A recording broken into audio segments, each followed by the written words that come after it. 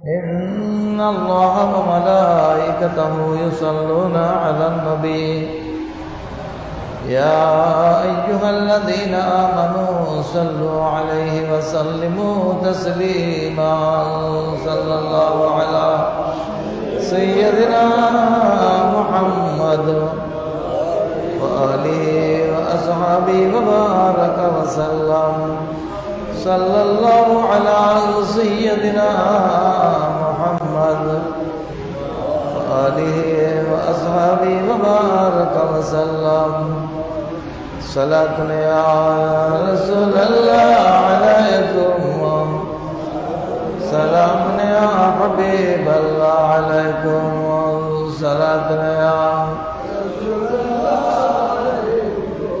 سلام या हबीब अल्लाह दिल पे गम ने फिर लगाया जख्म कारी या रसूल दर्द में अब हद से गुजरी बेकरारी या रसूल सलाम या सलाम या हबीब अल्लाह अलैकुम दिल में है शौक़ ज़ियारत क्या करूं मजबूर हो रात दिन करता हूँ गम में आहगारी या रसूल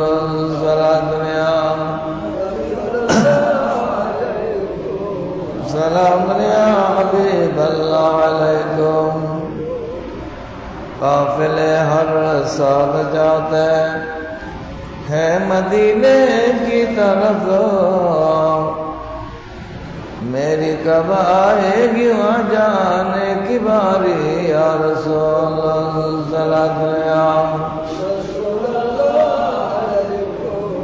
सलाम या हबीब अल्लाह अलैकुम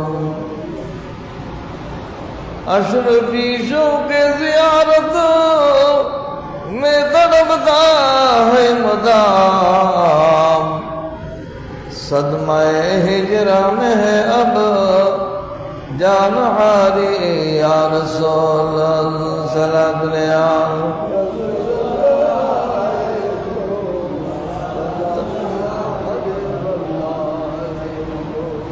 अऊज़ु बिल्लाहि मिनश शैतानिर रजीम बिस्मिल्लाहिर रहमानिर रहीम इन्ना रब्बकुमुल्लज़ी खलक़स समावाति वल अर्ज़ फ़ी सित्तति अय्याम सुम्मा इस्तवा अलल अर्शि युदब्बिरुल अम्र मा मिन शफ़ीइन इल्ला बिइज़निहि सदक़ल्लाहु मौलाना अज़ीम व सदक़ रसूलुहुन नबियुल करीम रब्बि सल्लि व सल्लिम व बारिक अलैहि सम्मानित मुसल्लियान कराम बरादरान इस्लाम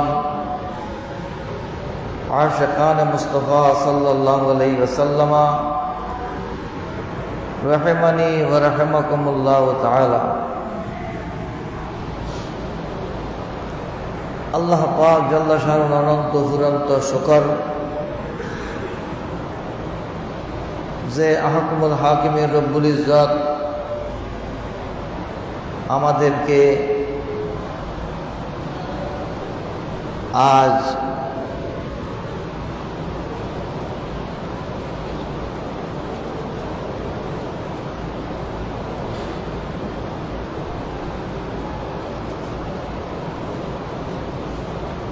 পবিত্র জিলহজ্জাতুল হারাম চাঁদের চতুর্থ জুমা আদায় করার জন্যে হাটহাজারী উপজেলাধীন ফতেপুরস্থ হযরত হাসিম আস্তান রহমতুল্লাহ আলাইহি মাজার সংলগ্ন ফকিরা জামা মসজিদে এসে উপস্থিত হওয়ার তৌফিক দান করেছেন আলহামদুলিল্লাহ।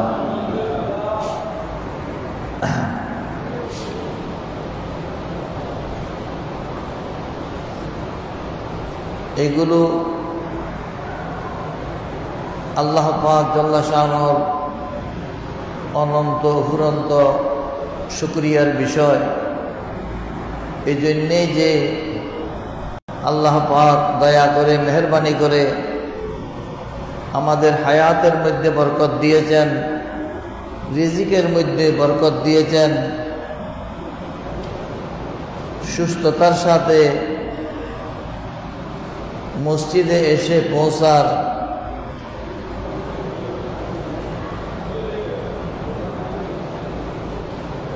তৌফিক দিয়েছেন, আলহামদুলিল্লাহ।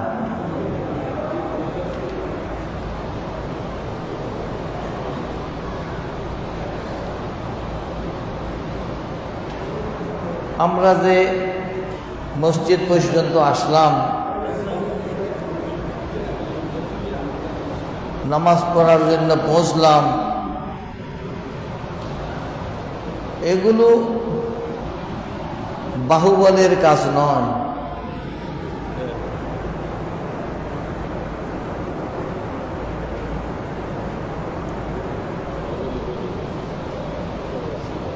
চেষ্টা প্রচেষ্টার কাজ নয়, সবগুলো আল্লাহর দয়ার উপর নির্ভর। এই সাআদত বজুরে কুওয়াতে বাজু নিস্ত, তা না বখশত খুদায়ে বখশিন্দা।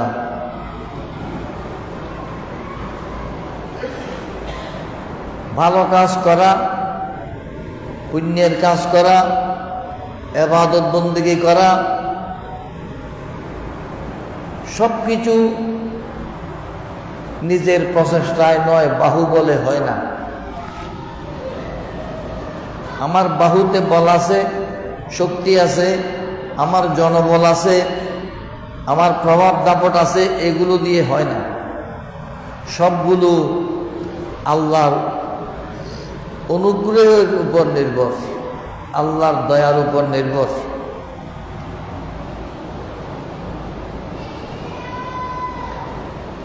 গত জুমা আমাদের সাথে নামাজ পড়েছেন, হয়তো এই জুমাতে নাই। ফজরের নামাজ পড়েছেন, হয়তো জুমার সময় নাই।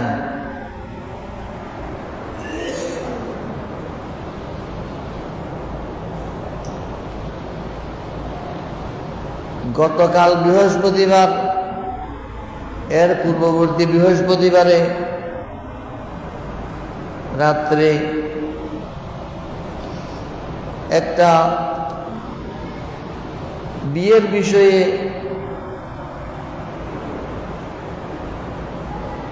পরামর্শ করতে বসলাম। মেয়ের বাবা, ছেলের বাবা কত আনন্দিত,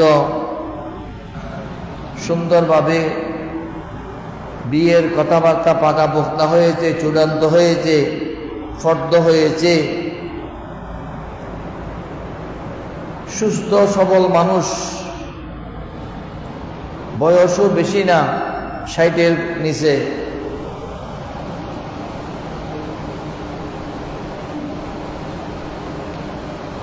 বৃহস্পতিবার মেয়ের কথাবার্তা পাকাপোক্ত করলেন।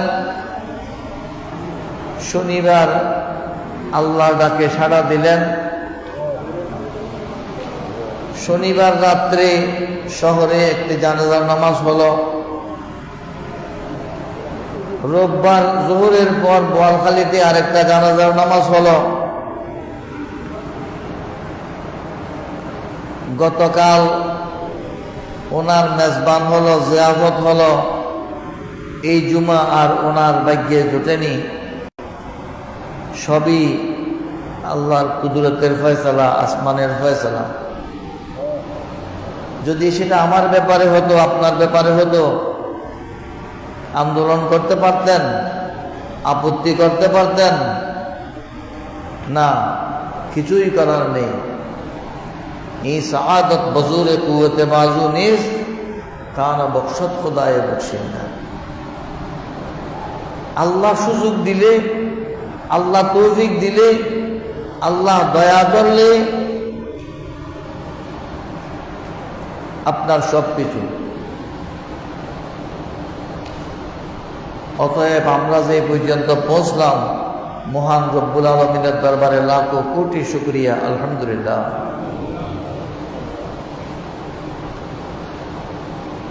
আজকের খুতবার মধ্যে একটি পবিত্র কোরআনের আয়াত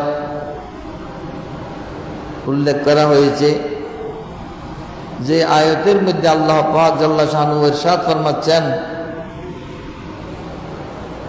নিশ্চয় তোমাদের রব তিনি, যিনি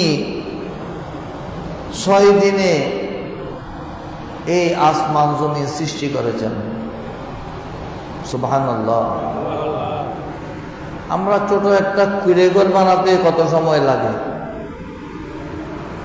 একটা গোয়াল ঘর করতে কত সময় লাগে, এই মসজিদ করতে কত বছর সময় লাগলো, একটা বিল্ডিং করতে কত সময় লাগে, এই 7 আসমান 7 জমিন 6 দিনে তৈরি হয়ে গেছে। সুবহানাল্লাহ। 6 দিন লাগে না। আল্লাহ কোন বললে হয়ে যায়, এটা পরিকল্পনা দেখিয়েছেন, রুটিন দেখিয়েছেন, এক এক দিন এক একটা করেছেন।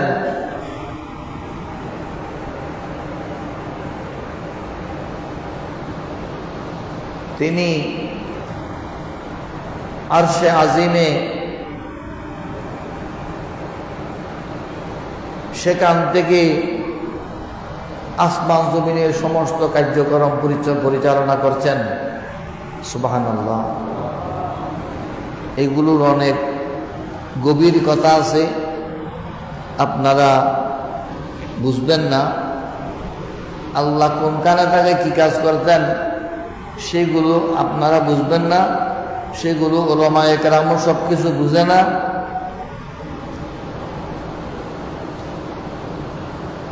শেষে গিয়ে একটা কথা বলছেন, মা মিন শফিঈন ইল্লা মিন বাদি ইযনিহি।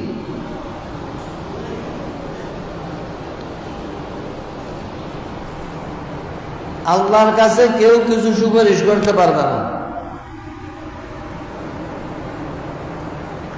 এই কথাটা আমাদের দেশের এক শ্রেণীর মোল্লা, বাতিলপন্থী, এরা বলে বেড়ায় কিয়ামতের দিন কেউ কারো সুপারিশ করতে পারবে না। নাউযুবিল্লাহ বলেন না।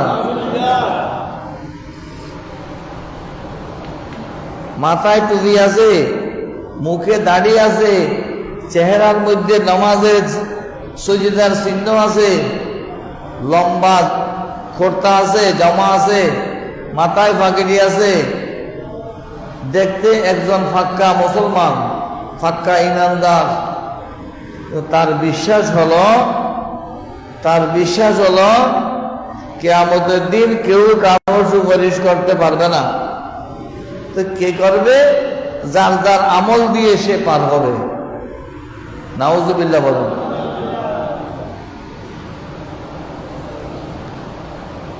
আমরা যে আমল করতেছি, আমল করার কি আমার শক্তি আছে? আমল করার জন্য তো আল্লাহর দয়া লাগবে। আল্লাহ শক্তি দিলেই আমি মসজিদে আসতে পারবো, আল্লাহ শক্তি দিলেই আমি রুকু সিজদা করতে পারবো, আল্লাহ শক্তি দিলেই আমি তাসবিহ তাহলিল পড়তে পারবো। আল্লাহর উপর পূর্ণ আস্থা, পূর্ণ ভরসা রাখতে হবে। কিন্তু আল্লাহ এত যে দয়ালু, কোর্টের মধ্যে মামলা হয়, যার যার উকিল নিজে নিযুক্ত করতে হয়। হাকিম কারো জন্য উকিল নিযুক্ত করেন না। হাকিম বিচার করবেন যে হাকিম আপনি যে আসামি, আপনি যে অপরাধী, আপনার বিচার কিভাবে সুষ্ঠু হবে, আপনি কিভাবে পার পাবেন, আপনি কিভাবে জিতে যাবেন, এর জন্য কোন হাকিম উকিল নিয়োগ করেন না। করেন না। আল্লাহ পাক সুবহানাহু ওয়া তাআলা এত দয়ালু, এত মেহেরবান, এমন দয়া উম্মতকে বান্দাদেরকে করেছেন যে বান্দা তোমরা গুনাহ করতেছ, আমি ক্ষমা করার জন্য বসে রয়েছি। সুবহানাল্লাহ।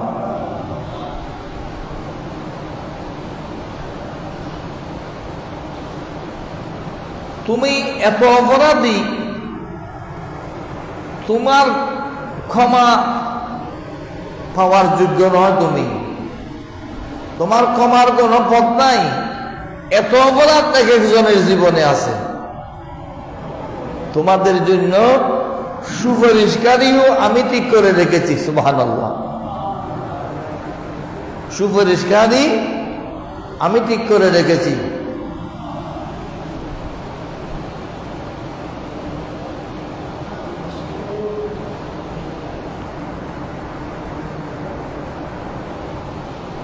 ये हुक्म खुदा है हर एक अंबिया को, ये हुक्म खुदा है हर एक अंबिया को, जुबान खोलने की इजाजत नहीं है। सलात दुनिया रसूलुल्लाह अलैकुम, सलाम या हबीब अल्लाह अलैकुम। बजुज़ मुस्तफा के अदालत में मेरी, बजुज़ मुस्तफा के अदालत में मेरी, वकील और मुख्तार कोई नहीं है। सलात दुनिया रसूलुल्लाह अलैकुम, सलाम या हबीब अल्लाह अलैकुम। এটা একজন উর্দু কবির কবিতা নয়, উর্দু শের নয়, এটা পবিত্র কোরআনের আয়াতের অনুবাদ।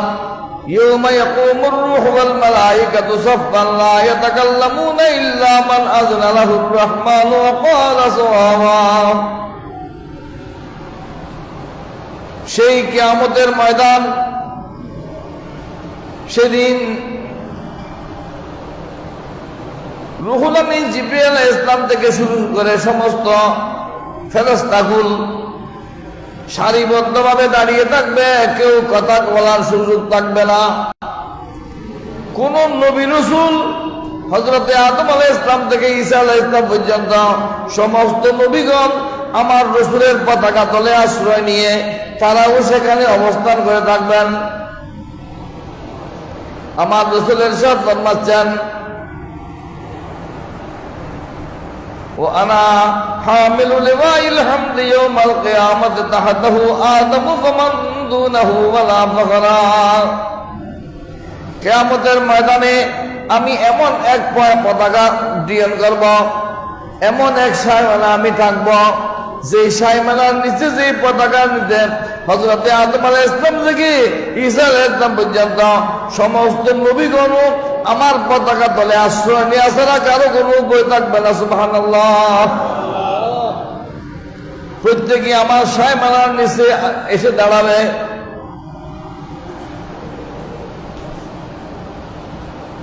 কেন? আল্লাহ পাক সুবহানাহু ওয়া তাআলা ফরমাচ্ছেন, আসা আইয়াবআসাকা রাব্বুকা মাকামান মাহমুদা।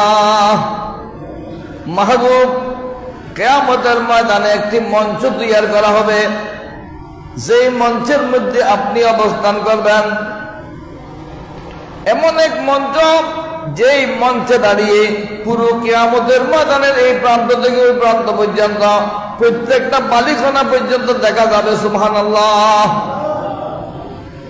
সেই মকামের নাম হলো মকামে শাফাআত।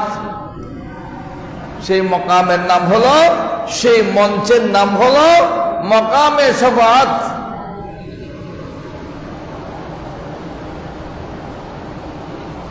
এক মঞ্চ, সেই মঞ্চের উপর দাঁড়িয়ে এই পাপী উম্মতদেরকে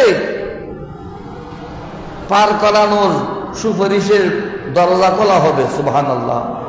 আল্লাহ পাক সুবহানাহু ওয়া তাআলা সেটা বলতেছেন, মা মিন শাফিইন ইল্লা মিন বা'দে ইজনিহি। কোনো সুপারিশকারী থাকবে না, একজন থাকবে, তিনিও আমার অনুমতির পরেই সুপারিশ করবেন। সুবহানাল্লাহ।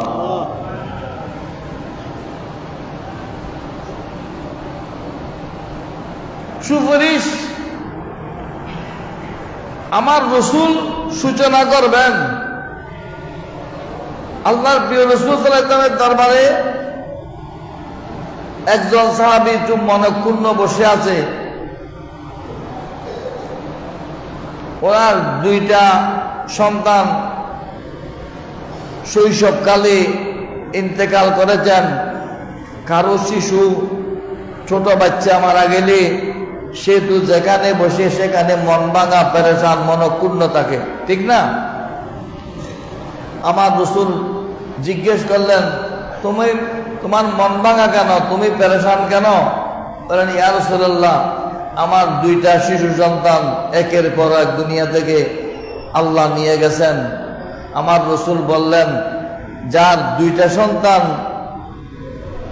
শৈশবকালে, শিশুকালে ইন্তেকাল করেছে, এই শিশুরা তার মা বাবাকে হাতে ধরে জান্নাতে নিয়ে যাবে। সুবহানাল্লাহ।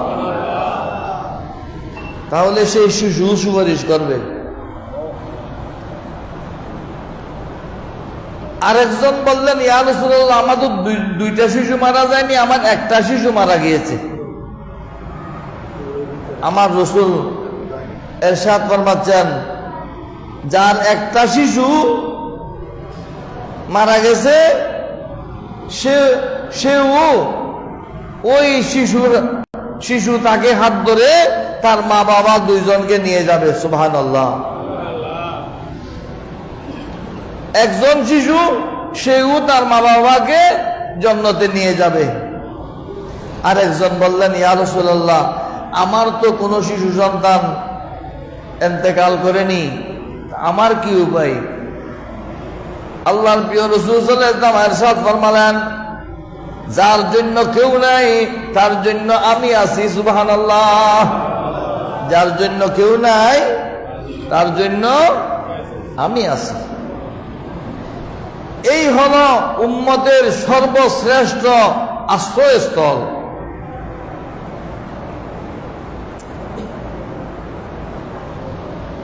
পবিত্র কোরআনে আল্লাহ পাক জাল্লা শানুহু ইরশাদ ফরমাচ্ছেন, ওয়ালাউ আন্নাহুম ইয যালামু আনফুসাহুম জাউকা ফাস্তাগফিরুল্লাহ ওয়াস্তাগফারা লাহুমুর রাসূল লাওয়াজাদুল্লাহা তাওয়াবার রহিমা।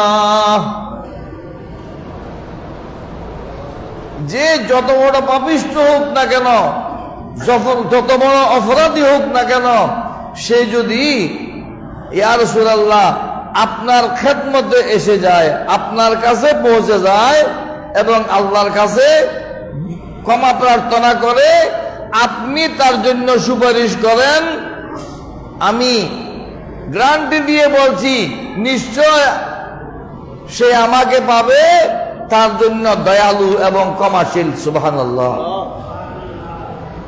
দুনিয়ার কোথাও ক্ষমা না হলে আমার রাসূলের দরবারে গেলে, যদি সেখানে গিয়ে তওবা করে আল্লাহর প্রিয় রাসূল সাল্লাল্লাহু আলাইহি ওয়াসাল্লাম তার জন্য সুপারিশ করলে, তাহলে কি হবে? সে ক্ষমা পেয়ে যাবে। সুবহানাল্লাহ। অপরাধ ক্ষমা পেয়ে গেলে সে তো জান্নাতি হবে, ঠিক কিনা?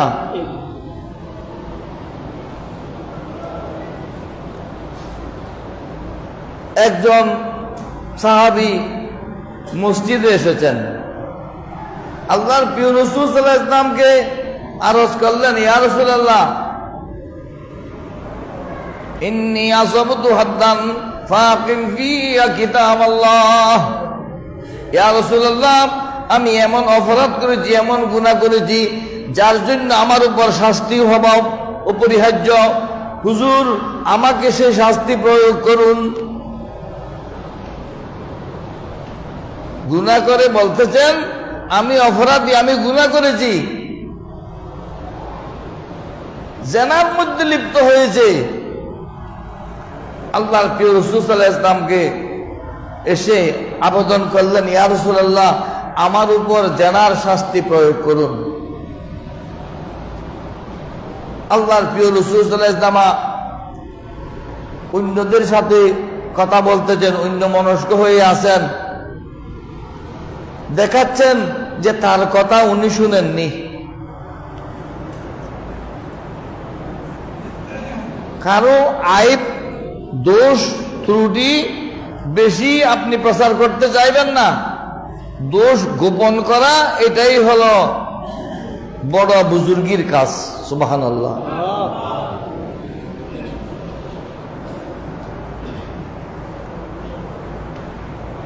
ইয়া রাসূলুল্লাহ,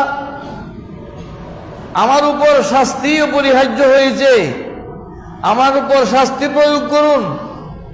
আবার বললেন, আমার রাসূল আবার ওইদিকে ফিরে কথা বলতে শুরু করলেন, যেন তার কথা শুনেননি। নামাজের সময় হয়ে গেল, একামত হয়ে গেল, জামাত শুরু হয়ে গেল। আমার রাসূল ইমাম হলেন, সাহাবায়ে কেরাম মুক্তদি হলেন। ওই পাপিষ্ঠ অপরাধীও আমার রাসূলের সাথে নামাজ পড়লেন। সুবহানাল্লাহ। এটা ইতিহাসের কথা, এটা বুখারী শরীফের হাদিস। আমি কথা বাড়াচ্ছি না, যেহেতু এখানে সময় কম। নামাজ শেষ করার পর ওই ব্যক্তি আবার দাঁড়ালেন, ইন্নী আসাবতু হাদ্দান ফাকিম ফিয়া কিতাবাল্লাহ। ইয়া রাসূলুল্লাহ, আল্লাহর কিতাব মতে আমার শাস্তি অপরিহার্য, হুজুর আমাকে শাস্তি প্রয়োগ করুন।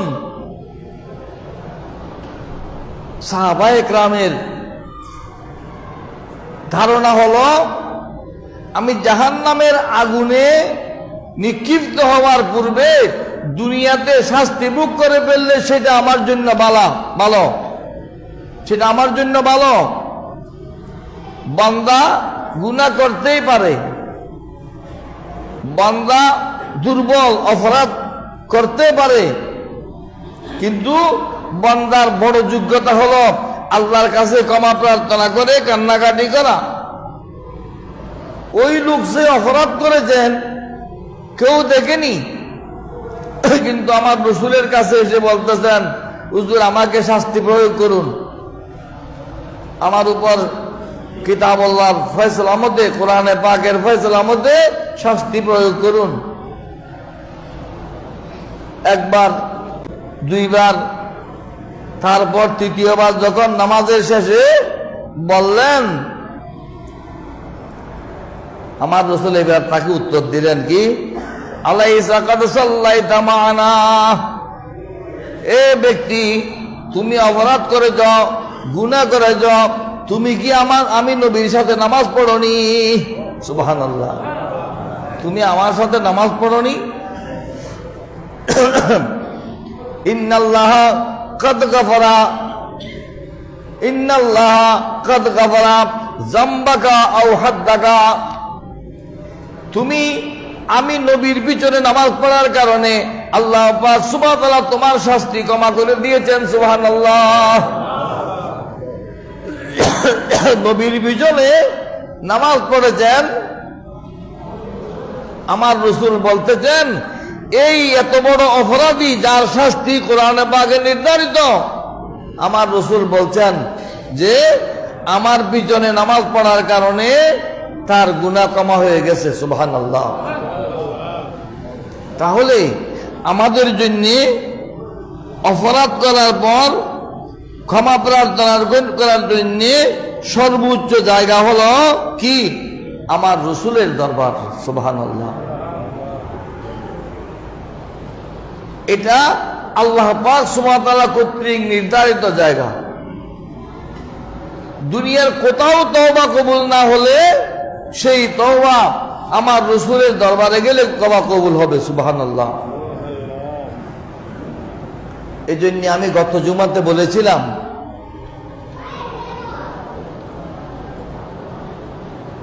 কি বলেছিলাম? রাসূল পাক সাল্লাল্লাহু আলাইহি ওয়াসাল্লামের জিয়ারতের ফজিলত, এটা ওয়াজ গত জুমার খুতবার মধ্যে ছিল, সময়ের স্বল্পতা হেতু আলোচনা করা হয়নি। রাসূল পাক সাল্লাল্লাহু আলাইহি ওয়াসাল্লামের জিয়ারত ভারতবর্ষে একটা দরবার আছে কচৌচা শরীফ।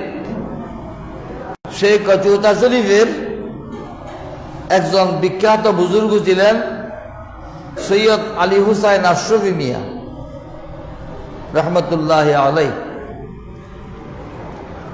উনি মঙ্গলবার ইন্তেকাল করেছেন। কফিন নিয়ে জানাজার মাঠে লাশ নেওয়া হচ্ছে। এক বুড়ি জিজ্ঞেস করেছে, হে কে মারা গেছে? বলতেছে আশরাফি মিয়া। তা আশরাফি মিয়া মঙ্গলবারে মারা গেলেন কেন? মঙ্গলবারে মারা যাওয়া ভালো না। কফনের ভিতর দেখে উনি জিজ্ঞেস করতেছেন, বুড়ি কিবারে মারা গেলে ভালো? সুবহানাল্লাহ বলেন। এরা জিন্দার মরা চিনে না। লম্বা কুর্তা আছে, মুখে দাড়ি আছে, মাথায় ফাগড়ি আছে, লম্বা লম্বা ওয়াজ করে, মরা আর জিন্দা চিনে না। সব মরা এক না, সব মরা এক না। বুড়ি কিবারে মারা গেলে ভালো? বলে শুক্রবার বা বৃহস্পতিবার বা শুক্রবারে মারা গেলে ভালো। খাটিয়ার উপর বসে গেলেন, যাও সবাই চলে যাও, বৃহস্পতিবারে আসবে। সুবহানাল্লাহ। ঘরে নেওয়া হলো, ঘরে অবস্থান করেছেন, খাওয়া দাওয়া করেননি, কারোর সাথে বেশি কথাবার্তা বলেননি। বৃহস্পতিবার ইন্তেকাল করেছেন। সুবহানাল্লাহ। সে আশরাফি মিয়া রহমতুল্লাহ আলাই, ওনার একবার বেশি আগ্রহ হলো যে আমার রসুলের দরবারে যাবেন। তখন উনি ঘরে বসে বসে বলতেছেন যে শেরগুলো আমি প্রথমে পড়েছিলাম। दिल में है शौक ज़ियारत क्या करूं मजबूर हो, रात दिन करता हूँ गम में आहुजारी या रसूल सलाम या हबीब अल्लाह। काफिले हर साल जाता है मदीने की तरफ, मेरी कब आएगी वहाँ जाने की बारी या रसूल सलाम।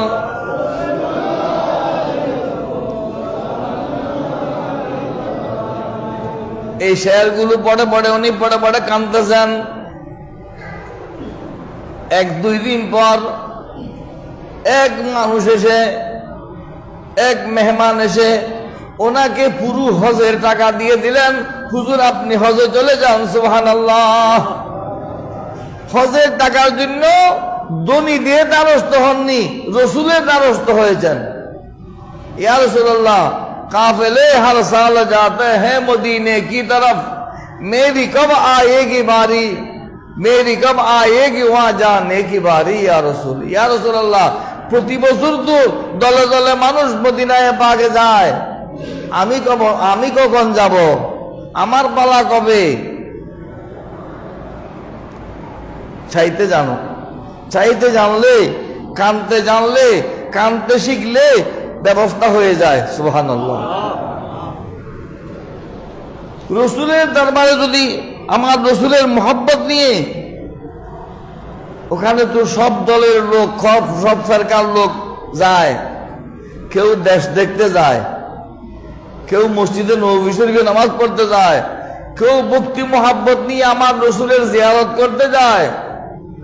যদি ভক্তি সহকারে রসুলের জিয়ারত করতে যায়, সেখানে 10টি উপকারের কথা খুতবার মধ্যে উল্লেখ আছে। তার মধ্যে প্রথমটি হলো ইউতা আল মারাতিব, তাকে ঈমানদারদের মধ্যে উঁচু মর্যাদা দান করা হবে। সুবহানাল্লাহ।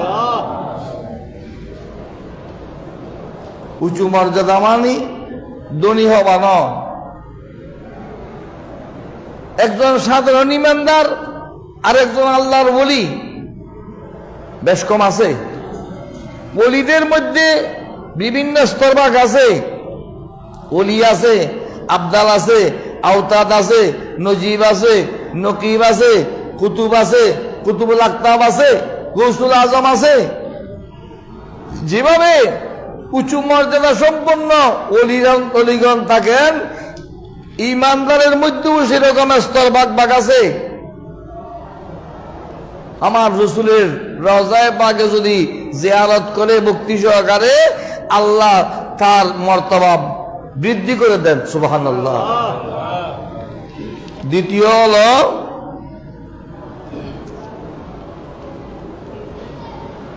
ইয়াবলুগু আসনাল মাতালিব, সে যে উদ্দেশ্যে যাবে, যেই কামনা, যেই চাওয়া, সেই চাওয়া সর্বোচ্চ বরাদ্দ সে পেয়ে যাবে। সুবহানাল্লাহ।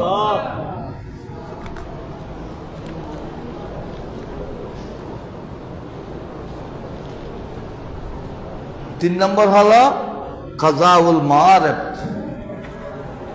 আমাদের দেশে কি জন্য যাইতেছি? অমুক কাজে, অমুক মাজারে, অমুক কাজে, অমুক মাজারে, অমুক কাজে যায় না।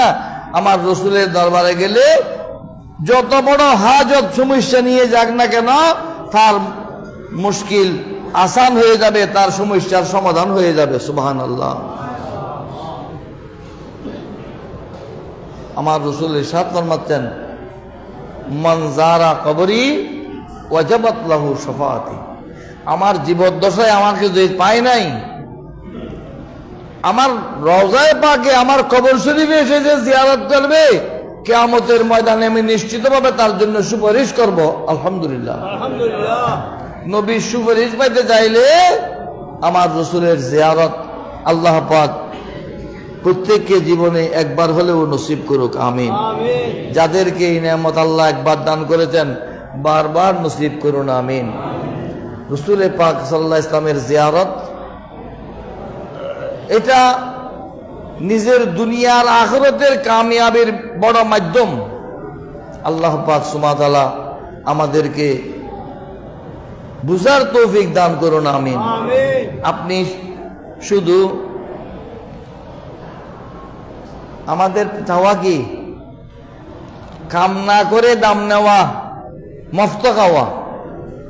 কাম করবো না, দাম দিয়ে দাও। মফত খেতে যায়, মফত না। আপনি চাইলে কান্নাকাটি করুন। আপনার পাশে একজনকে আল্লাহ কোটি টাকা দিয়েছেন, আর আপনি এখনো ভিক্ষা করতেছেন। এটা আল্লাহর পরীক্ষা। আল্লাহর কি অভাব ছিল? অমুককে একটা পা দেননি কেন? আরেকজনকে একটা পাও দেননি, দুটোটা দেননি। আরেকজনকে হাত দেননি, আরেকজনকে কান দেননি, আরেকজনকে চোখ দেননি। এটা অভাব না, আল্লাহর পরীক্ষা।